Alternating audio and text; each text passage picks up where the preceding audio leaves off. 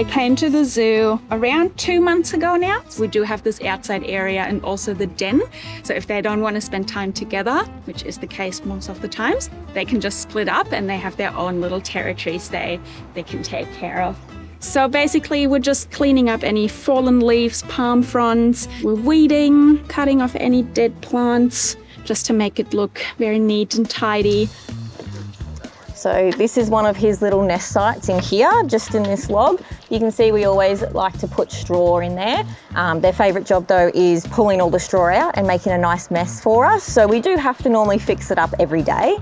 They're 2.5 years old, which means we can hopefully still kind of shape their behaviors a little bit, at least in form of training and stuff. It is very important to do training sessions with our devils because it keeps them mentally and physically stimulated.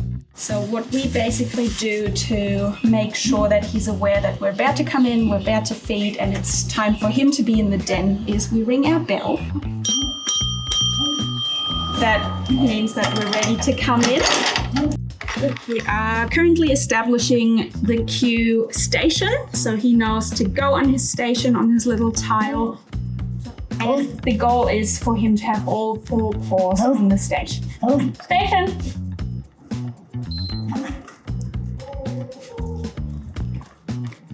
Station! So for Waldo, we use a whistle as a bridge, which basically means that he did the right thing and food is coming. Station!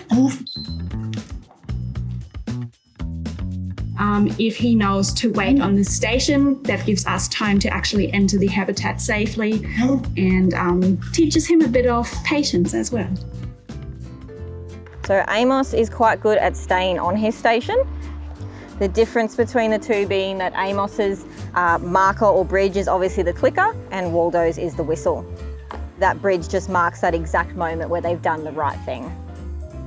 Our 3 devils here are at different stages of their training. As you might have seen with Amos and Waldo, we are just starting station training, which means we can kind of maneuver them through their habitat because they know on their little tile that's where the food's going to be. Tupac already knows how to do all that. We moved on to target training, which is a great way to maneuver him again to different places in his habitat, which is important if we ever, for safety reasons, if we have to bring our veterinary staff in, he knows how to follow that target. Yeah, just build trust that way, where we can do health checks, looking for lumps, bumps, scratches, anything like that. That's basically the goal.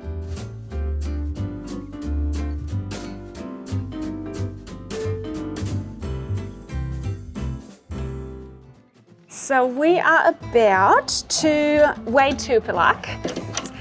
We did weigh him last week, but we just like to keep track on their weights just to make sure they're happy and healthy. So yeah, that is one perfect use case for the target training we did earlier.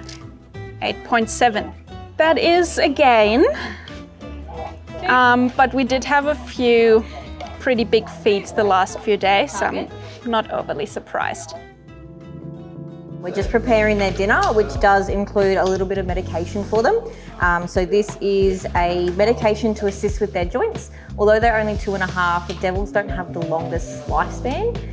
So they are kind of middle-aged right now. So we do have to do a little bit extra to sort of take care of their joints. They only live to like 5 to 6. In human care, you can definitely extend their lifespan a little bit just because, they get room service every day. The intelligence we see is measured by their ability to pick up different behaviours. Certainly our ability to train comes from their food motivation.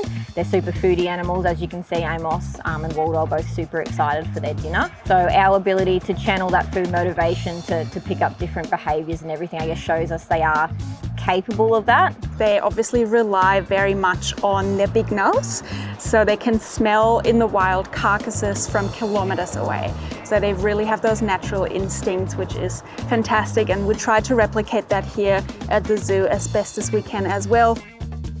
I actually have one little anecdote. I put one little piece of chicken in the middle of this habitat and I let them out of the den and they started doing big laps just around the habitat. The laps got smaller and smaller and smaller and then they were like, No, I must have missed it. And they started big again and got smaller and smaller until they found it. So that was just how their brain is connected to their sense of smell. That was quite fascinating for me.